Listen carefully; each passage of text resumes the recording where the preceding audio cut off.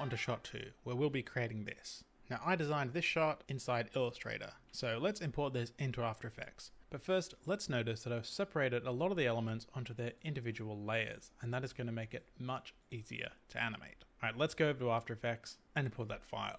While we're here, we might have also noticed that After Effects has created a solids folder in our project panel, and if we open that up, we can see our background layer here. So as soon as you create a solid or some other types of layers, After Effects automatically puts it in a little solids folder up here, but we don't really need to know about that. Just know that After Effects is doing this. No one has hacked into your computer and started creating folders. So let's import our Illustrator file, go up to File, Import, File, navigate to where it's saved to. Here it is here, and we want to make sure we import it not as footage, because that will import it without any layers, just as if it was a JPEG. We want to import it as composition retain layer sizes. And create composition we can tick, because we need to create one anyway, so let's just import it like this. And as we do that, we see we have a new composition in our project panel and a folder called Shot02 2 layers. If we open that up, we can see all of our layers that we created in Illustrator. We can preview them up here on the top left, but let's close that and open the Shot02 composition. And we can open it just by double clicking, and if you double click welcome, it opens that composition as well.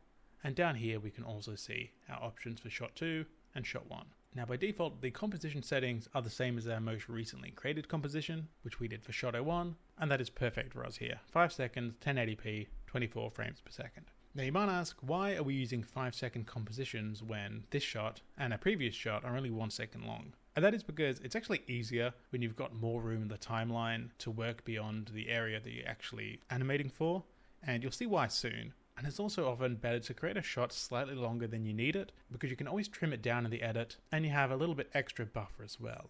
Exactly like if you were filming a scene with a camera, you always want to get extra footage, because if you need extra in the edit and you don't have it, it can be hard to work around. Okay, so let's start animating this scene, and we're going to start animating these bars here, which we're going to have this blue, pink and yellow color, filling up the bar, repeating and looping. Now let's start with the bottom bar, which I've labeled bar bottom down here. And for this particular animation, it is going to be simpler to actually create it from scratch in After Effects using shape layers. So we can do that by selecting our rectangle tool from the toolbar up here. And if we also click and hold, we can see all of our other shape tools as well here, which come in handy. And we have the pen tool to the right, which we can also use to create different shapes. But for now, we just need a rectangle. Now, before we start creating our shape, let's actually first deselect this layer, which is already selected. We don't need that, and that will just confuse things. So let's click off this layer. And now let's create our shape. But first we want to choose its color. So at the moment its fill is this hideous looking brown color up here. So if we click on that, we can choose another color, and let's eyedrop this dark blue and hit OK. And let's actually zoom a little bit into our composition. I'm going to do with a scroll wheel, so we're a little closer to the shape. And if we want to move around while we're zoomed in, we can hold spacebar on our keyboard and click and drag to just move about. Okay, now we're ready to draw our rectangle. I want to be as close as I can to this shape, so I'm going to start at the top left, click and drag and just try to line it up at the bottom right, and release when we're ready. There. Now that creates a new shape in our timeline, which is called Shape Layer 1, but let's rename that to keep our layer tidy.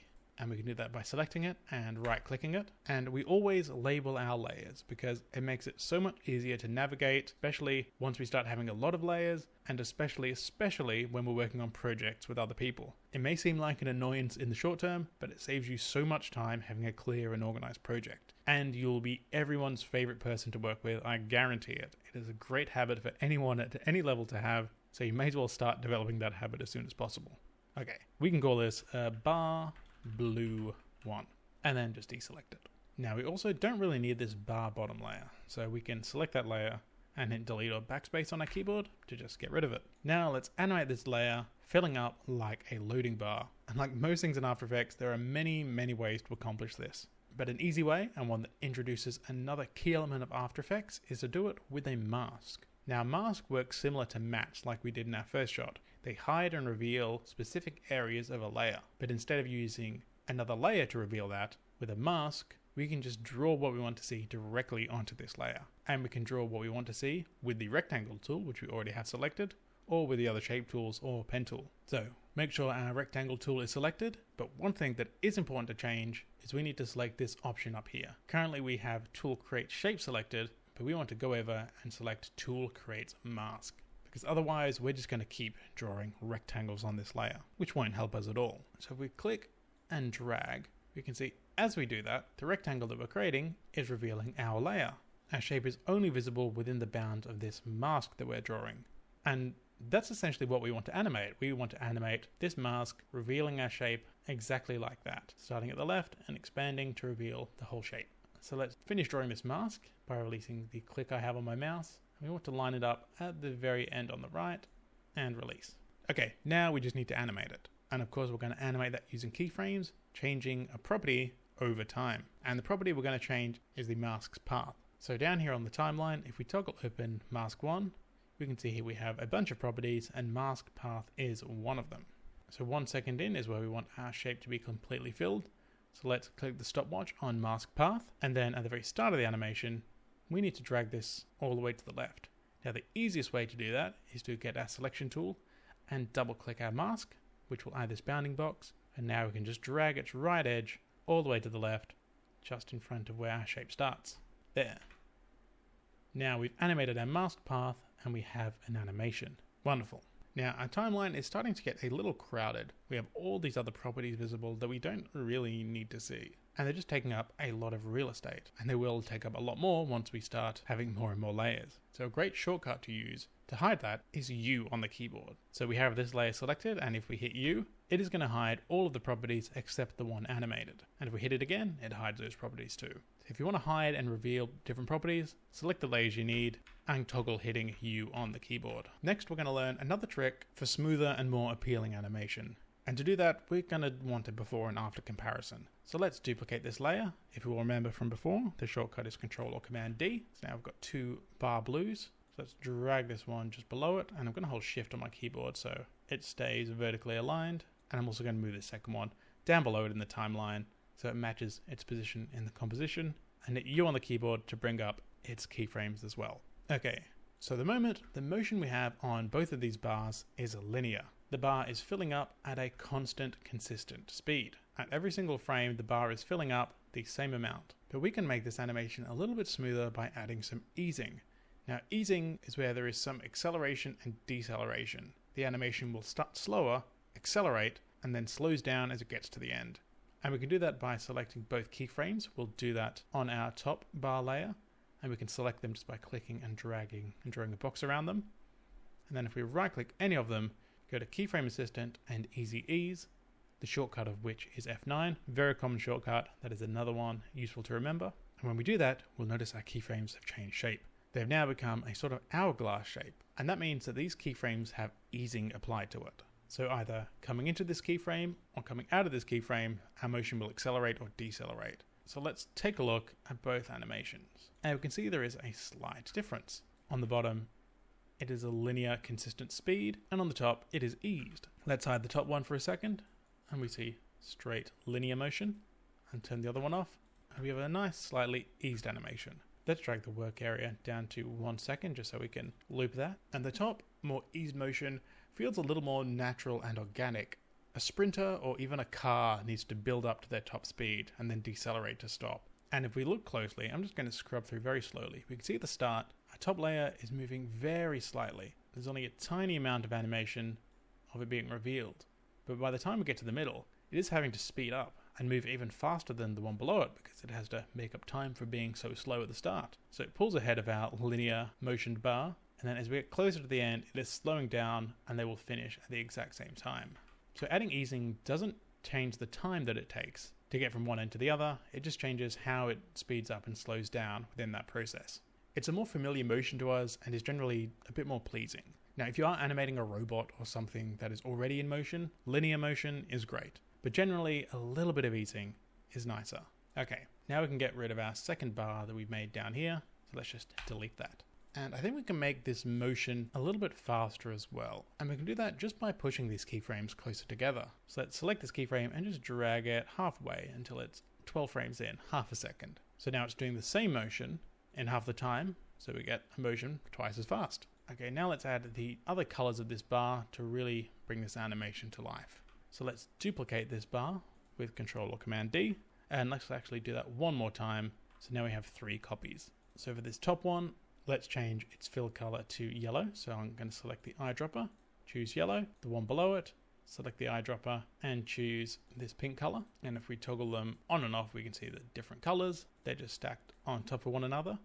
And let's rename our layers from bar blue to bar yellow 1 and bar pink 1. And while we're renaming them, let's change the label color of these layers too. At the moment they're blue, which is the default for a shape layer, but we can change what color they appear in the timeline, and we can do that by clicking this box here on the left, and we'll change this one to fuchsia and the yellow one to yellow. Now it's just a little more obvious which layer is what at a glance in our timeline. And let's select both of these layers and hit U on our keyboard to reveal their keyframes too, because now we are going to offset their motion. And that is just a bit of a fancy way of saying we're going to delay the motion of these to create a bit of a fun effect. So let's drag our pink layer over about 6 frames. So it is going to start halfway through our blue bars animation, and then move the yellow one over another additional 6 frames from that. So our blue layer is going to start, then our pink layer, then our yellow layer. And let's expand our work area too. We don't need to be restricted to 1 second. So here we are, we have a bar filling up 3 times, once with each color. But we don't want them to fill up just once with each color. We want them to do that again and again. So the best way to do that is to select these layers and duplicate them. So let's select them all. I'm going to select the bottom one, hold shift on my keyboard, hit the top one, and then hit Control or Command D, and that will duplicate all of these layers.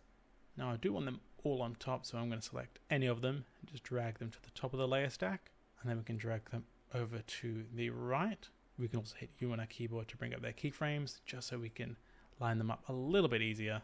And now we have each one of them filling up the screen twice. Now we do want this to happen a few more times, so let's again select all of these layers, hit Command or Control D to duplicate, drag them up to the top, bring them over to the right to offset them.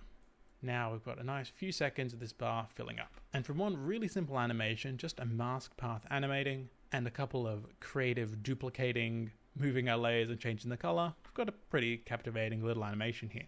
Now we still need to animate our top bar, and our timeline is getting pretty full of these bar layers. Luckily, we can do something in After Effects called pre-composing, which essentially puts all of these layers in their own composition. So I'm going to select all of these colored bar layers, right click any of them, and select pre-compose. That prompts me to create a new composition name, and I will call that bar color, and hit OK. And now in our timeline, all of those colored layers have disappeared, and we just have this one sand colored layer called bar color, which is in fact a new composition that we've made. We'll find that up here in the project panel, and if we double click into that, we can see it contains all of our colored layers and only those colored layers. And this is kind of the equivalent of nesting in Premiere, like a kind of grouping or creating a symbol in other software. Now if we head back to Shot 02, we can see the real power of pre-composing, and that is that we can use this composition again and again, and if we ever needed to make a change to this composition, we can go into it, make a change,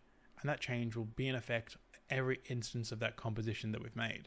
Alright, so we need to use this for this top bar here, so let's duplicate bar color with Command D, and we could just click and drag it to move its position up to the top and play it back.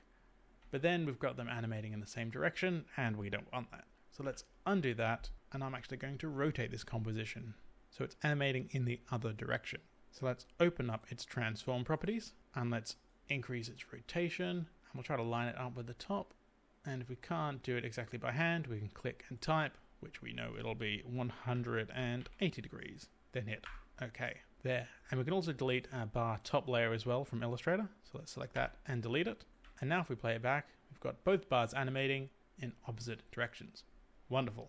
Alright, now we do need to get this to work as well as we can for our 1 second animation that this shot will be used in, and make this first 1 second the best it can be, because at the moment the bars are appearing out of nothing, which we don't really want, and then at the end they're kind of just disappearing, or just showing the last color that we have copied there filling up the bar, which is yellow. So let's grab our work area, drag it to 1 second, and we want our bars to be already filled up and animating by this point. So at the very start of our animation, let's select both of our bar color layers, and then just drag these over to the left until when they start, they've already completely filled the bar. There we are. So now it doesn't quite loop, but that's okay. We don't need our animation to loop. We won't be looping it. It'll just be playing one sandwich between 2 scenes. So this will be fine for us. But if we do want it loopable, all we need to do is find the frame where it matches the frame at the very start. So at the very start, we have half pink, half blue. So the next frame where that appears if we just scrub along, is here at frame 18. And you can see the frame number over here on the left as well. So if we drag our work area to this 18th frame and play it back, it should loop seamlessly. Wonderful. Or we can find where this particular frame appears again, pink on the left, blue on the right, which should be here at 1 second 12 frames, or the 36th frame. So if we expand our work area to there, it should loop as well. Not that we need it to loop, but it's handy to know as well. Alright, now we want all of these elements to zoom in. We need them to get bigger as our imaginary camera moves closer. And the easiest way to do that is by animating their scale. Now I know that our middle rectangle is in the exact center of our comp, so let's start there. Now we'll open up its transform properties again to get to its scale, but instead of toggling down its transform properties like this, we can use a shortcut. And because all of these properties are used so often in After Effects, they've got some really easy shortcuts to remember. S is for scale, R is for rotation, P is for position, and T is for opacity, or transparency, if that's easier to remember. I guess Adobe thought that the shortcut O would be too confusing. Oh dear. Alright, so let's animate its scale, hit S to bring that back up, and actually the bar color on the top. We don't need any of these properties visible, so let's select that layer and hit U.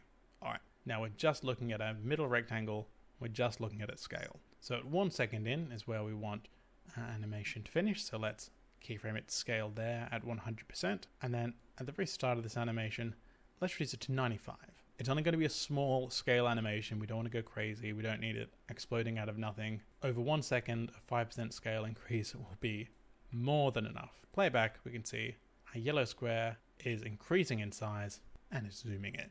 Now, we don't really want to have to do this for all of our layers. So what we can do is use another technique which is important in life and in animation, and that is parenting. So you'll see this column on the right in our timeline called parent and link. And with this, we can essentially attach or link one layer to another, or multiple layers to one layer. So let's select all of our other layers, our bar colors and our type. I'm just holding Shift and clicking on each of these. And now in parent or link, we can select from the drop-down menu our middle rectangle, or like with Matt's, use this pick whip to select our middle rectangle layer. And when we release, we can see they're all linked to layer 4, middle rectangle. And now when we play it back, we can see now all of our layers are zooming in. And that is because they are all attached to, they are all linked to middle rectangle. Middle rectangle is now a parent of those layers, so they inherit its animation.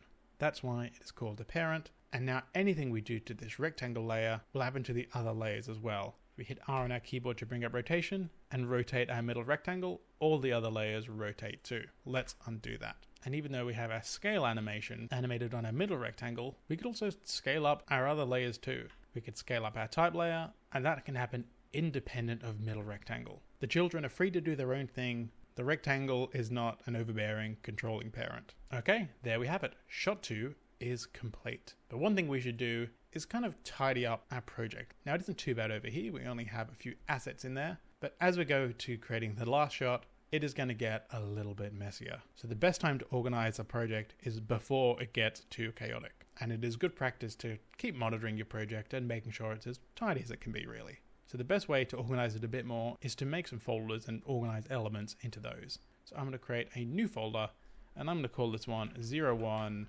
assets.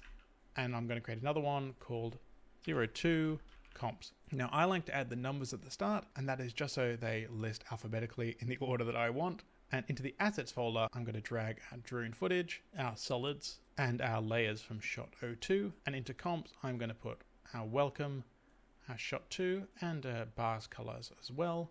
And let's open up that comps folder. And then actually within that folder, I'm going to create a new folder and call that one 01 pre-comps. And in that folder, I'm going to drag bar color. There. That is much nicer and is nice and organized. Now, this isn't the only one true way to organize a project. You don't have to use this exact structure, but it is good that you have a structure. It will go